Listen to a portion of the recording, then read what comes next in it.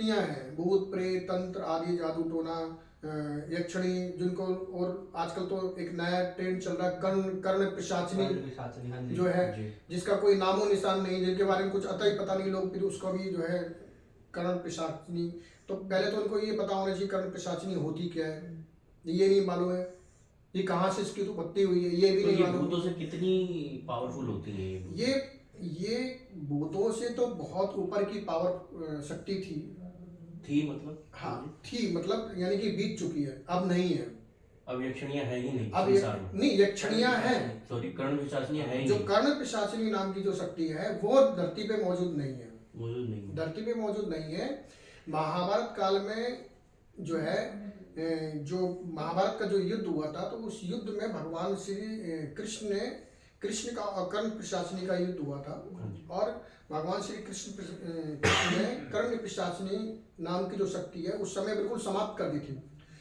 अभी कहाँ से लेकर के कर्ण पिशाचिनी आ रहे हैं ये कुछ पता नहीं है, ये तो सुन के आ जाते हैं, कोई तांत्रिक है, कोई ओझा है, कोई महाराज है, सुनकर आ जाते हैं। काफी तांत्रिक तो ये दावा भी करते हैं कि ये आइडेंटिटी हमारे पास है, हमने अपने पास बना के रखी हुई है। कैसे बना के रखी हुई है, ये तो फालतू की बकवास करते हैं जो है। किसी के पास में कर्ण पिशाचिनी है ही नहीं, और है तो किसी ने कर। ये तो आपने नया खुलासा कर दिया है गुरु जी, क्योंकि यहाँ तो जितने भी चीजें हम सुनते आ रहे हैं वो तो कहते हैं कि कर्ण पिशाचिनी को हमने सिद्ध कर दिया है, हमारे पास है, हम काम कराते हैं उनसे, लोगों की समस्याएं भी समाधान कराते हैं कभी कभी। तो ऐसा नहीं है, देखो समस्याएं की बात है, समस्या तो एक भूत के अंदर कितनी पावर होती है कि भूत भी आपको बता सकता है, समाधान कर सकता है, समाधान कर सकते, ऐसा मार्ग बता देगा कि आप उसके मार्ग बताइए, मार्ग पर आप क्रियाकलाप करते हैं तो ऐसे भूतों को सिर्फ भूत ही भूत कहा जाता है कि कुछ और भी नामों से उनको बुलाया जाता देखो है? कोई भूत लेवल की कोई शक्ति है, आप उसे भगवान के रूप में पूज रहे हैं, तो आपके लिए तो भगवान ही है जी। आपके लिए भगवान है, और भले वो भूत योनि में भूत मंडल में पड़ी हुई है। अगर कोई भूत ऐसे बता रहा है और जो दूत होते हैं उनमें क्या फर्क है? देखो भूत और दूत में कोई विशेष अंतर नहीं है। भूत जो नॉर्मल जो होते हैं, जो परेशान करने लगते हैं किसी को भी कभी भी एनी टाइम, जो भूत किसी शक्ति के माध्यम से किसी शक्ति के शरण में चला जाए, जैसे हनुमान जी, दुर्गा जी, काली माँ, ये किसी शक्ति के सानिध्य में चला जाए, उनकी सेवा करने लग जाए, तो वह भूत जो है ना सीधे दूत में परिवर्तित होता भूत ही है, लेकिन दूत में परिवर्तित हो जाता है, और उस जो ऊपर की जो शक्ति होती है उस शक्ति के माध्यम से उसकी कृपा और प्राप्त हो गई, और तो उसकी कृपा और उसकी ताकत और स्वयं की ताकत डबल ताकत हो गई, तो उसके साथ में उसकी ताकत के साथ में वो भक्तों के काम सिद्ध करती है। वो काम भी सिद्ध होते हैं, ऐसा नहीं कि काम सिद्ध नहीं होते, लेकिन बात रही यक्षिणी की सिद्धि भी कितनी सरल नहीं है। एक बात बताइए, मैं आपसे पूछ रहा हूँ कि कोई मंदिर नहीं जाता है, कोई जप नहीं करता, कोई ध्यान नहीं करता, कोई साधना नहीं करता, इतना सरल नहीं है। सत्ययुग में, त्रेता युग और द्वापर युग में साधु संत महात्मा लोग जो है 2-2 पीढ़ी 3-3 पीढ़ी अपने शरीर को तपा जपा करके जो है समाप्त हो जाते थे। 3-3 पीढ़ी बीत गई, भगवान प्रसन्न हुए नहीं। लेकिन कलयुग में तुरंत प्रसन्न हो रहे हैं, कलयुग में तुरंत हो रहे हैं, बिना कुछ करे देवता प्रसन्न हो रहे हैं। तो होते हैं, होते भी मैं ये नहीं करके होते नहीं है, होते हैं, हो रहे हैं।